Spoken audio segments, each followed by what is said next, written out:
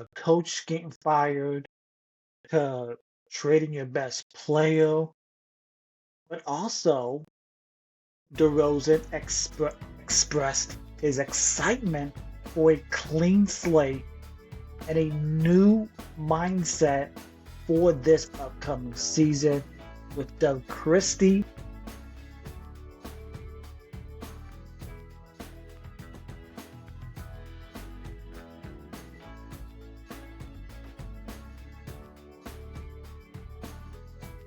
What's up, everyone? Welcome back to another episode of our Kings related podcast. And on today's episode, we're gonna go over some of the reactions from the Sacramento Kings media day from Monday, as we are getting that much closer to NBA basketball and the training camp has begun. But first, if you're watching this on our Kings related YouTube channel, please give this video a thumbs up, hit that subscribe button, and leave a comment down below. And if you're listening on your preferred audio platform, Apple, Spotify, or whatever platform you use, please hit that follow button, rate 5 stars, especially on Spotify or Apple, and leave a nice little review. Be much appreciated. At this year's media day, DeMar DeRozan was very candid and very open as he called last season a shit show.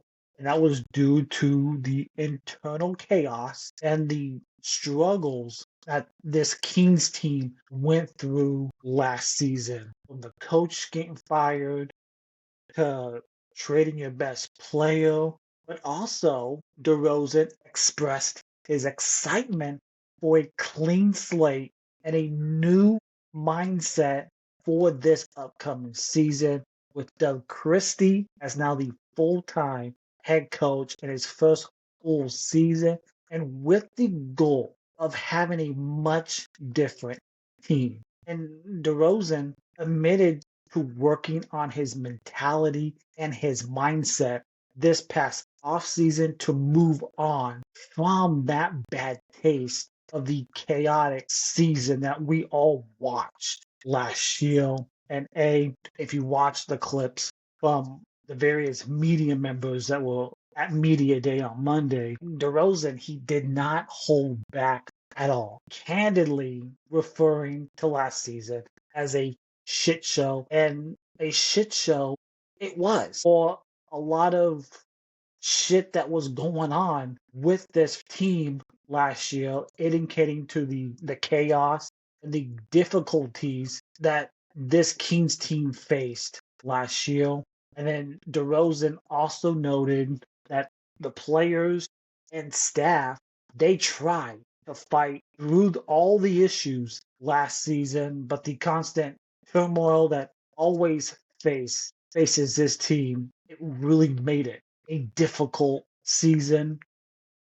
And also DeRozan stated that he had a bad taste in his mouth from the prior year that fueled his offseason work this year. And he's coming into this 25-26 season with a new mindset. He, in his conversations with the media at Media Day, he revealed that he underwent a significant change in his mentality and mindset during this offseason, overcome the struggles of last season. And he's embracing this start of a new era with Doug Christie as the head coach, Scott Perry now the GM, and a clear vision of what they want to do with this Sacramento Kings team. And he's looking forward to this fresh start. And he believes this team will be significantly different under Doug Christie and this new coaching staff, benefiting from a full season to implement this vision that we've all heard about this offseason, and having the necessary players this upcoming season. And DeRozan, he also highlighted that the team now has a solid foundation with clear goals and a better understanding of what works and what doesn't, allowing them to build on it for this upcoming season. So the things I took away from DeRozan, that he was honest, vulnerable, a lot of self-reflection this offseason, accountability, and some renewed, would you say, motivation and the hunger. He's recharged, rejuvenated after this past season.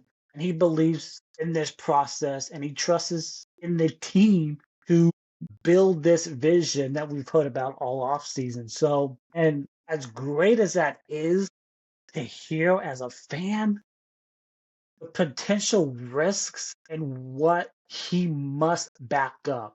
The words that he or say that he is saying versus the performance gap. It's one thing to talk about the change. It's another to produce it on the basketball court under the pressure. Because the burden will be on him to show consistency, especially in the tough stretches that this team goes through. The aging and the durability factors at this stage in DeRozan's career, the physical wear and tear and the recovery matter more than ever. He will need to manage his body and energy to sustain this mindset. This is more speculate, but a real concern for this season. And you look at the supporting cast and the system fit. Even with the best mindset, DeRozan will need his teammates and this scheme that complement him, especially the defense, the spacing, and the secondary creation. And speaking of the defense, Doug Christie did say that Bobby Jackson will run the defense for this team, and boy, does Bobby Jackson have the work cut out for him. Like, because you got guys like Zach, DeRozan, they're not great defenders. You don't need the guys on this team that are not necessarily known for their defense. Just be decent on that side of the floor. And then you got Mike Miller, who will be in charge of the offense, according to Doug Christie. So, and then you got Mike Woodson, who's Doug's right hand man, the associate head coach. But the tone at the Kings Media Day, it painted a picture of a team trying to turn the page. The overarching theme was last season was chaotic. Chaotic. You put it from DeRozan, Sabonis, Zach LaVine, Keon Ellis, who also talked about his contract situation, how he's going to be entering this upcoming season. He could be an unrestricted free agent next summer. And you got many voices from the players and the media who described it as a year with too much turmoil last season. DeRozan was very frank. That got much of the attention. There's skepticism as well for this upcoming season. Because I know a lot of fans and Kings media people, they're watching closely to see if the change of this team is durable or things could just spin out of control. In short, should we say there's cautious optimism?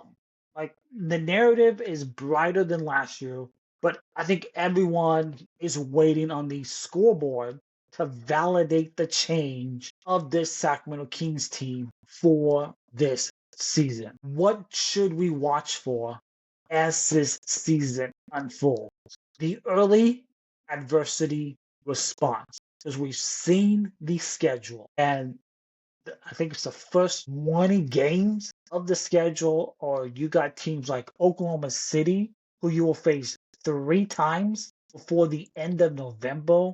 You got Minnesota in there. You got some really tough teams in the first 20 games. I believe you got the Lakers as well in those first 20 games of the season. Like the early adversity of this season is going to loom large, and how this team responds. How does DeRozan and this team respond to if they go on a losing streak? They have blowout losses or the internal conflict. That's the real test of mindset for this team, not what we heard at Media Day. Second, the consistency on both ends. We heard it from Doug Christie at Media Day. How we want to see the guys pick up 94 feet. And with a point guard like Dennis Schroeder, who pick up guys 94 feet, that's going to be key.